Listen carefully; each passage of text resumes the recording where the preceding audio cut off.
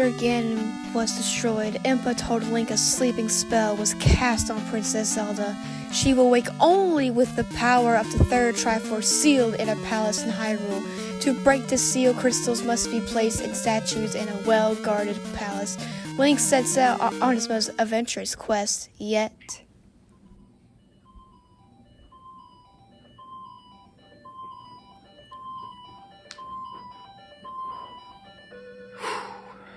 Here we go.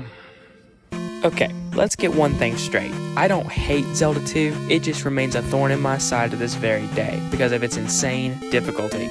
Upon booting up this game, I had to look at the positives. 1, instead of 9 dungeons, there are 7. 2, I knew exactly where the first dungeon was, so that's exactly where I went. The gameplay is more like that of a Super Mario Bros. Game, with Link moving left to right.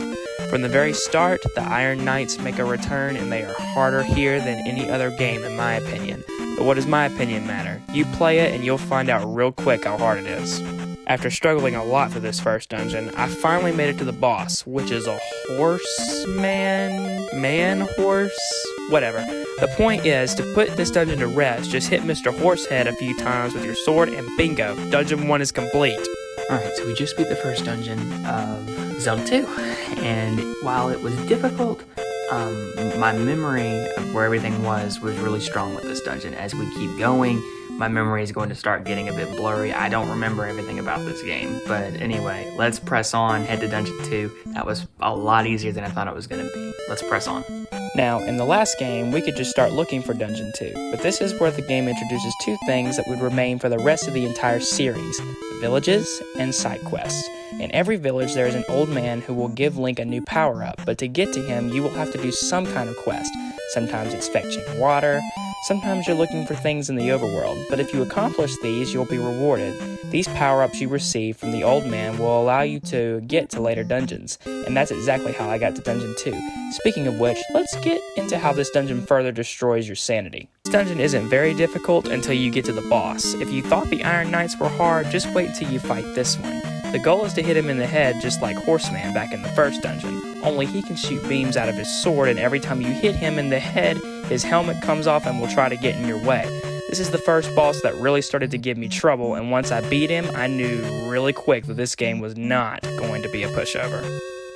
Alright, so I just beat level 2. It was a much harder dungeon right off the bat. The boss gave me so much trouble.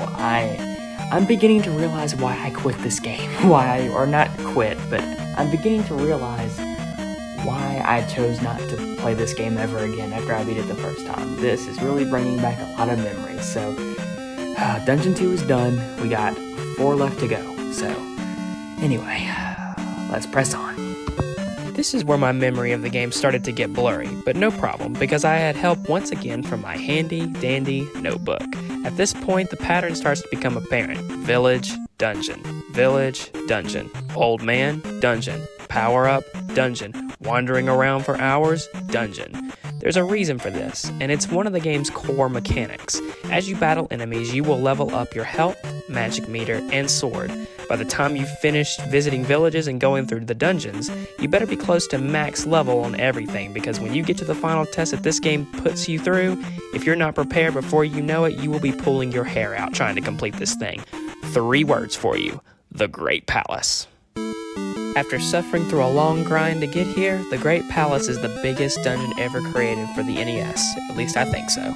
I found myself getting lost multiple times, and not even my handy-dandy notebook could help me here, so I moved on to my second option: Google. I am being dead serious, you will get lost, but that brings me to one of my favorite things about this dungeon. Normally, if you get a game over, you are restarted back at Hyrule Castle, and you have to make your way back to where you were. But if you happen to get a game over in this final dungeon, the game will instead respawn you to the entrance of the Great Palace. It took forever, but I finally made it to the boss, and to even have a chance at beating it, you have to use a power-up that eats up over half of your magic. After that, it's pretty simple, just dodge its fireballs and continue slashing its head. With the final boss defeated, all we have to do is claim the Triforce. Uh-oh. Yep, Dark Link for the first time makes his appearance in the Zelda series, and he can either be really easy or really hard. I didn't have any extra lives left and my health was super low, so I used a trick that would make the boss a pushover. Stand in a corner and swing away, and in a few hits Dark Link will be defeated, and with the true final boss vanquished, Zelda 2 is officially complete. Alright everybody, so we just got done with Zelda 2. As you can see, the credits are rolling behind me. I'm really happy about that. This game was a grind. I'm really happy it's over with. So, up next, I have a little treat for episode 3. You're not going to want to miss it, so I hope you'll subscribe and share this with your fellow Zelda fans. 2 down, 16 to go. One more thing before I go. I know it sounded like I hated this game, and that is further from the truth. This game is very fun, but it's also very challenging, and I think the developers knew this. That's why after you finish the game, you are awarded with the ability to play through the game again with all your power-ups and maxed out stats.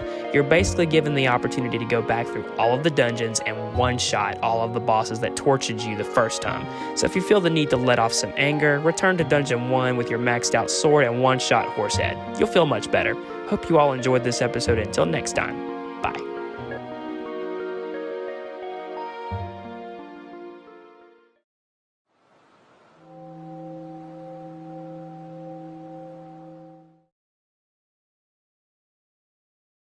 We are doing a race. My cousin has challenged me to see who can beat Wind Waker the fastest. And if I don't come through, I will pay the price. Anything you have to say, Caleb? You're gonna lose. Have fun playing your favorite game.